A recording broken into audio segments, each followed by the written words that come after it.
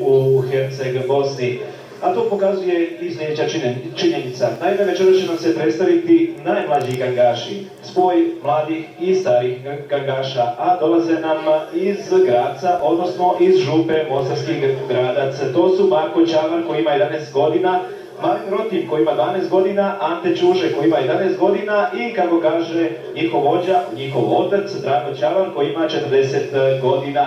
Pozdravimo ih jednim velikim pljeskom.